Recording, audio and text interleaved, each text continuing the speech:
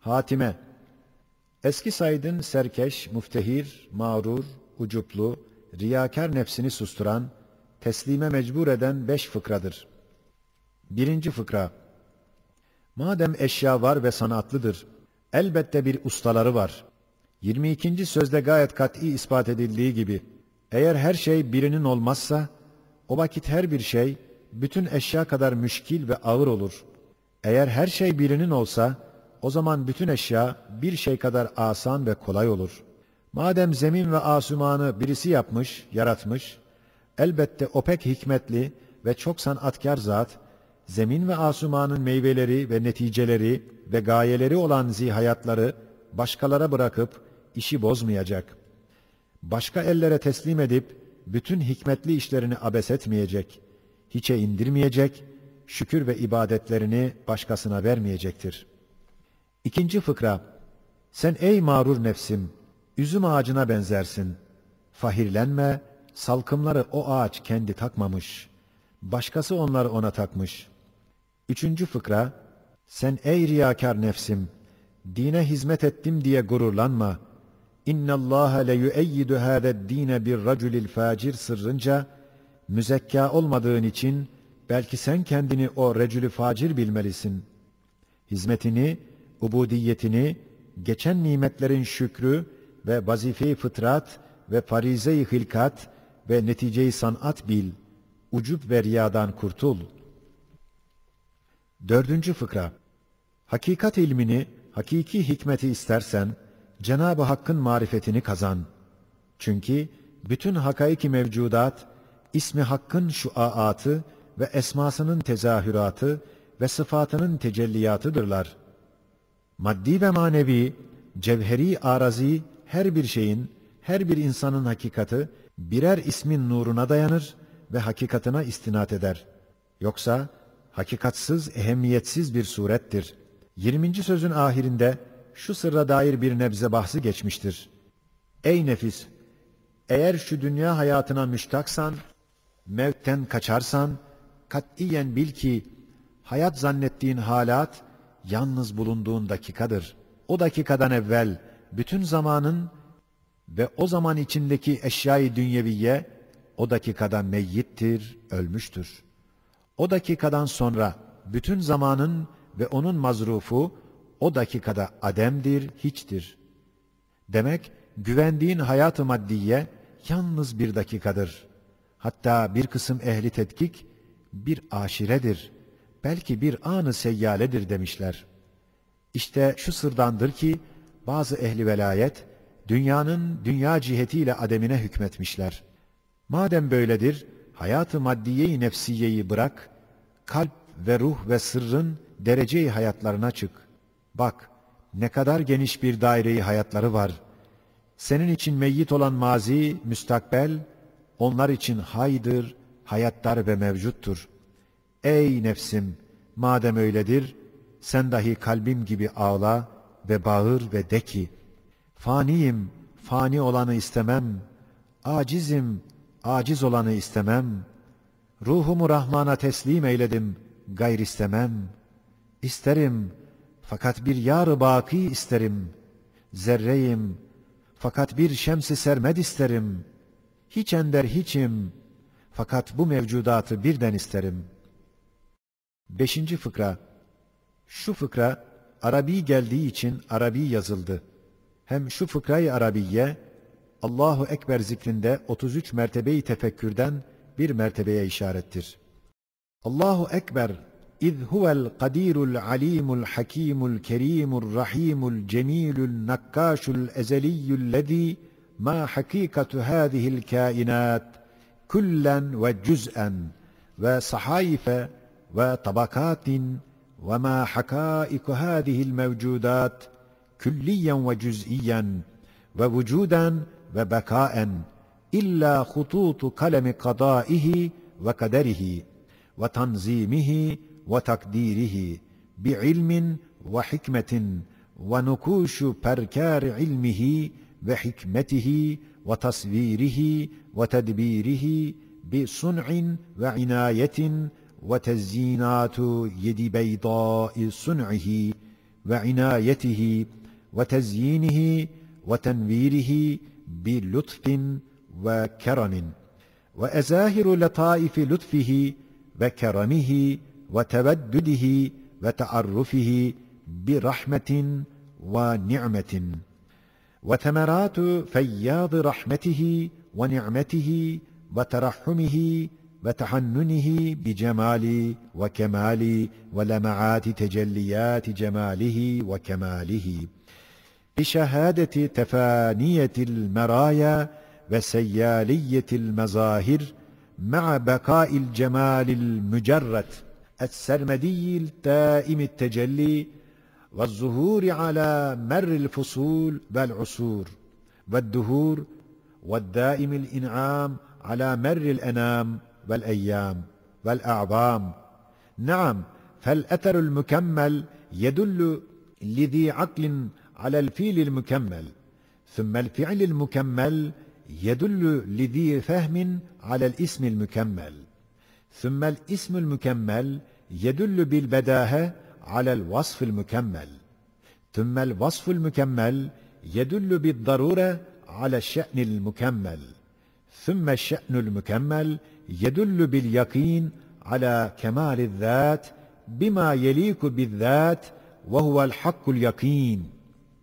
نعم، تفاني المرآة، زوال الموجودات، مع التجلي الدائم، مع الفيض الملازم، من أظهر الظواهر أن الجمال الظاهرة ليس ملك المظاهر، من أفصح تبيان، من أوضح برهان للجمال المجرد، للإحسان المجدد، للواجب الوجود، للباقي الودود. اللهم صل على سيدنا محمد من الأزل إلى الأبد عدد ما في علم الله وعلى آله وصحبه وسلم. Zeyl. Bismillahirrahmanirrahim. Bu küçücük zeylin büyük bir ehemmiyeti var. Herkese menfaatlidir. Cenab-ı Hakk'a vasıl olacak tarikler pek çoktur. Bütün hak tarikler Kur'an'dan alınmıştır. Fakat tarikatların bazısından daha kısa, daha selametli, daha umumiyetli oluyor. O tarikler içinde kasır fehmimle Kur'an'dan istifade ettiğim acz ve fakr ve şefkat ve tefekkür tarikıdır. Evet, acz dahi aşk gibi belki daha eslem bir tariktir ki, ubudiyet tarikıyla mahbubiyete kadar gider. Fakr dahi Rahman ismine isal eder. Hem şefkat dahi aşk gibi belki daha keskin ve daha geniş bir tariktir ki, Rahim ismine isal eder. Hem tefekkür dahi aşk gibi belki daha zengin, daha parlak, daha geniş bir tariktir ki, Hakim ismine isal eder. Şu tarik, hafi tarikler misillü, letaif-i aşere gibi 10 hatve değil ve tarik-i cehriye gibi nüfus-u seb'a 7 mertebeye atılan adımlar değil, belki 4 hatveden ibarettir. Tarikattan ziyade hakikattır, şeriattır. Yanlış anlaşılmasın, acz ve fakr ve kusurunu Cenab-ı Hakk'a karşı görmek demektir. Yoksa onları yapmak veya halka göstermek demek değildir. Şu kısa tarikin evradı, ittiba-ı sünnettir. Feraizi işlemek, kebairi terk etmektir. Ve bilhassa namazı tadil-i erkan ile kılmak, namazın arkasındaki tesbihatı yapmaktır. Birinci hatveye, فَلَا تُزَكُّوا أَنْفُسَكُمْ ayeti işaret ediyor. İkinci hatveye, وَلَا تَكُونُوا كَالَّذ۪ينَ نَسُوا اللّٰهَ فَاَنْسَاهُمْ أَنْفُسَهُمْ ayeti işaret ediyor. Üçüncü hatveye, مَا أَصَابَكَ مِنْ حَسَنَةٍ فَمِنَ اللّٰهِ وَمَا أَصَابَكَ مِنْ سَيِّئَةٍ فَمِنْ نَفْسِكَ ayeti işaret ediyor. Dördüncü hatveye, كُلُّ شَيْءٍ هَالِكٌ اِلَّا وَجْهَهِ ayeti işaret ediyor. Şu 4 hatvenin kısa bir izahı şudur ki, birinci hatvede فَلَا تُزَكُّوا أَنْفُسَكُمْ ayeti işaret ettiği gibi, tezkiye-i nefs etmemek. Zira insan, cibilliyeti ve fıtratı hasebiyle nefsini sever. Belki evvela ve bizzat yalnız zatını sever, başka her şeyi nefsine feda eder. Mabuda layık bir tarzda nefsini metheder. Mabuda layık bir tenzih ile nefsini meayipten tenzih ve tebriye eder. Elden geldiği kadar kusurları kendine layık görmez ve kabul etmez. Nefsine perestiş eder tarzında şiddetle müdafaa eder. Hatta fıtratında tevdi edilen ve mabudu hakikinin hamd ve tesbihi için ona verilen cihazat ve istidadı kendi nefsine sarf ederek men ittehade ilahehu hevah sırrına mazhar olur. Kendini görür, kendine güvenir, kendini beğenir. İşte şu mertebede, şu hatvede tezkiyesi, tathiri, onu tezkiye etmemek, tebriye etmemektir. İkinci hatvede وَلَا تَكُونُوا كَالَّذ۪ينَ نَسُوا اللّٰهَ فَاَنْسَاهُمْ اَنْفُسَهُمْ dersini verdiği gibi, kendini unutmuş, kendinden haberi yok. Mevti düşünse başkasına verir. Fena ve zevali görse kendine almaz ve külfet ve hizmet makamında nefsini unutmak, fakat ahz-ı ücret ve istifade-i huzuzat makamında nefsini düşünmek, şiddetle iltizam etmek, nefs-i emmarenin muktezasıdır. Şu makamda tezkiyesi, tathiri, terbiyesi, şu haletin aksidir.